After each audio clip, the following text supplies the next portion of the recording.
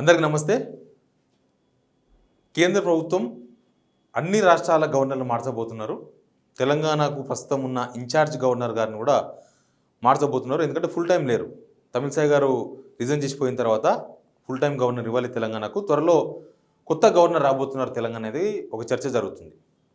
అయితే ఈ చర్చలో కొన్ని పేర్లు కూడా తెర మీదకి వచ్చినాయి. ఒకటి మాజీ ముఖ్యమంత్రి నల్లారి కిరణ్ కుమార్ రెడ్డి గారు. ఆయన పేరును మరి అది లీక్ల ద్వారా బయటకు వచ్చిందా, ఢిల్లీలో బయటకు వచ్చిందా తెలియదు. బట్ తెలంగాణకు నల్లారి కిరణ్ కుమార్ రెడ్డి గారు రాబోతున్నారు, లేకపోతే వస్తారా అనే చర్చ ఒకటి జరుగుతూ ఉంది. ఎందుకు అని అంటే దానికి కొన్ని ఆర్గ్యుమెంట్స్ కూడా బయటకు వచ్చినాయి. ఏంటంటే ఆయనకు తెలంగాణ రాజకీయాల మీద మంచి అవగాహన ఉంది. ఎందుకంటే ఆయన ముఖ్యమంత్రిగా పనిచేసింది కదా, తెలంగాణకు ఆంధ్ర కలిపి సమైక్యాంధ్రకు చివరి ముఖ్యమంత్రి. కాబట్టి ఆయనకు అవగాహన ఉంది ఇక్కడ రాజకీయాల మీద, ఇక్కడ ఉన్న అంశాల మీద. కాబట్టి కిరణ్ కుమార్ రెడ్డికి ప్రిఫరెన్స్ ఇస్తున్నది బీజేపీ, ఇక్కడ రావచ్చు అనేది ఒక చర్చ ఒకటి నడుస్తుంది. నిజానికి నల్లారి కిరణ్ కుమార్ గారు బీజేపీలో చేరిన తర్వాత, బీజేపీలో ఆయన చేరిందే అక్కడ చేరిన తర్వాత ఫస్ట్ ఆయన వచ్చింది నాంపల్లిలో ఉన్న బీజేపీ ఆఫీస్కే. నాంపల్లి బీజేపీ ఆఫీస్కి చాలాసార్లు వచ్చారు, మనం చూసినాం ఆ విషయాన్ని. కాబట్టి ఆయన తెలంగాణ మీద ఆసక్తి ఉంది, ఆయనకు లేదని చెప్పడానికి లేదు. ఎందుకంటే ఆయన ఇల్లు ఇక్కడనే ఉంటుంది, బంజారాస్లోనే ఉంటారు ఆయన. కాబట్టి ఆయనకు ఆసక్తి ఉన్నది ఇంపార్టెంట్ మనకు. ఆయన అక్కడ నుంచి రాజంపేట నుంచి పోటీ చేసి ఓడిపోయారు. మొన్న బీజేపీ నుంచి ఎంపీగా పోటీ చేసిండ్రు, 70,000 లీడ్తో ఓడిపోయినారు ఆయన. తర్వాత ఆయనకు గవర్నర్ ఇవ్వబోతున్నారు. అది తెలంగాణ ఆయన వేదిక అనేది ప్రస్తుతానికి చర్చకు వచ్చింది. అయితే బీజేపీ నిజంగా ఇస్తుందా? నల్లారి కిరణ్ కుమార్ రెడ్డి మీద ఇక్కడ సమైక్యవాది అనే ముద్ర ఉంది కదా, సమైక్యవాదిగా అయినప్పుడు ఆయనకి ఎందుకు ఇస్తారు? బీజేపీకి తెలియదా? బీజేపీ ఎందుకు అట్లాంటి వాళ్ళని తీసుకొచ్చి గవర్నర్ ఇచ్చి బదనాం అవుతుంది? ఇట్లాంటి చర్చ కూడా ఉంది రాజకీయాల్లో. కానీ బీజేపీ ఎప్పుడు గవర్నర్ పెట్టినా కూడా కాంట్రవర్సీ క్యాండిడేట్ని పెడుతుంది. మనకు తమిళసై సౌందరరాజన్ గారిని పెట్టిండ్రు లాస్ట్, నరసింహన్ గారు పోయిన తర్వాత.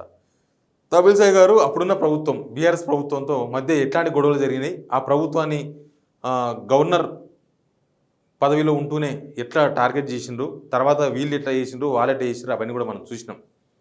అంటే బీజేపీ ఏతర ప్రభుత్వాలు ఉన్న దగ్గర ఆ ప్రభుత్వంతో గవర్నర్లు ఫైట్ చేస్తూ ఉంటారు. మనం ఎక్కడైనా చూస్తున్నాం. అది తమిళనాడులో చూస్తుండొచ్చు, వెస్ట్ బెంగాల్లో చూస్తుండొచ్చు, జార్ఖండ్లో చూడొచ్చు, ఎక్కడైనా చూడొచ్చు. గవర్నర్ బీజేపీ పాలిత రాష్ట్రం కాకుండా వేరే పార్టీలు పాలిస్తున్న రాష్ట్రాలలో గవర్నర్తో ఫుల్ ఫైట్ నడుస్తూ ఉంటుంది. గవర్నర్లే రాజకీయాలు చేస్తూ ఉంటారు. మనం అదంతా చూసినాం. మనకు బీఆర్ఎస్ గవర్నమెంట్ ఉన్నప్పుడు తమిళసై గారిని కూడా చూసినాం. ఆమె రాజకీయాల మీద చాలా ఇంట్రెస్ట్ ఉన్నది. మనం చూసినాం కదా, గవర్నర్ పదవికి రాజీనామా చేసి తమిళనాడులో పోయి పోటీ చేసిన చెన్నై నుంచి. అంటే రాజకీయాల మీద ఇంట్రెస్ట్ ఉన్నది, రాజకీయాలే ఎక్కువ ఫాలో అవుతున్నారు. ఇప్పుడు నల్లారి కిరణ్ కుమార్ గారిని తీసుకోవడం ద్వారా ఇక్కడున్న ప్రభుత్వాన్ని ఇబ్బంది పెట్టాలనుకుంటుందా బీజేపీ?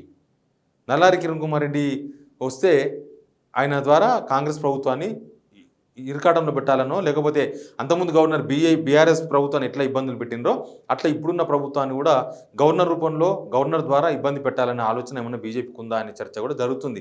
ఎందుకంటే వేరే వాళ్ళు వస్తే వేరే ఉంటుంది. వేరే వాళ్ళు వచ్చినప్పుడు ఆయనకి ఇక్కడ పరిస్థితులు అర్థమయ్యి, ఇక్కడ సిచ్యువేషన్ అర్థమయ్యి ఇదంతా జరిగే వరకు కొంత టైం పడుతుంది. అందులో గవర్నర్ గారిని కూడా మనం అర్థం చేసుకోవచ్చు.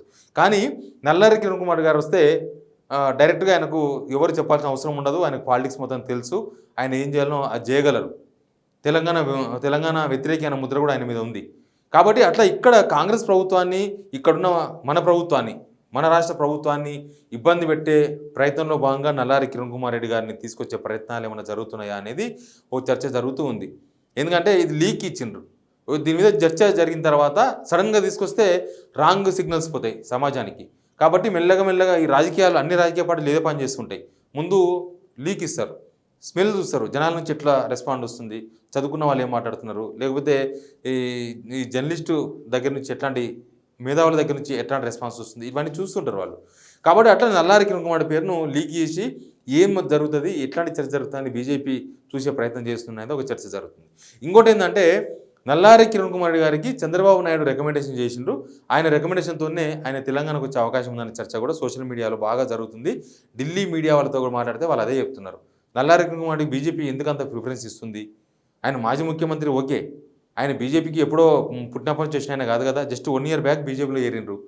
ఆయనకి ఎంపీ టికెట్ ఇచ్చిండ్రు, ఓడిపోయిన ఆయనకు అంత ఇంపార్టెన్స్ ఎందుకు ఇస్తున్నారు? కిరణ్ కుమార్ గారికి అంత ఆయనకు క్యాడర్ అయితే పెద్దగా ఏం లేదు, ఆయన చూసి ఓట్లేసే పరిస్థితులు ఏం లేవు 2 రాష్ట్రాల్లో కూడా.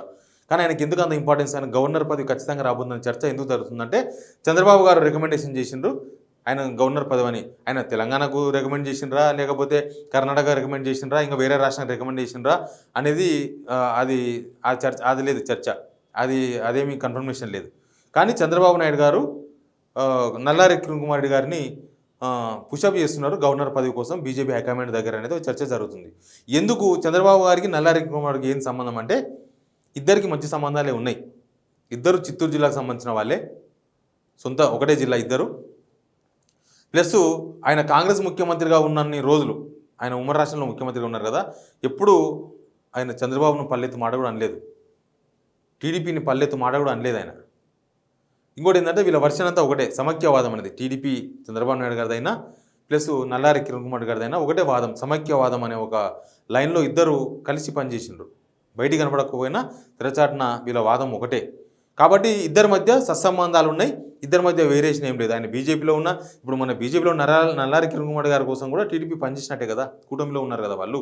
కాబట్టి నల్లారి కిరణ్ కుమార్ గారికి గవర్నర్ పదవి కోసం చంద్రబాబు పూజ చేస్తున్నారు. అది తెలంగాణ కోసం అయితే మరీ డేంజర్గా మారే అవకాశం అయితే కనిపిస్తుంది. బట్ బీజేపీ ఈ లీగ్ను డిజైన్ చేయబోతుందా, లేకపోతే ఉత్త లీగ్ గారిని ఇట్లే మిగిలిపోతుందా అనేది చూడాల్సి ఉంటుంది.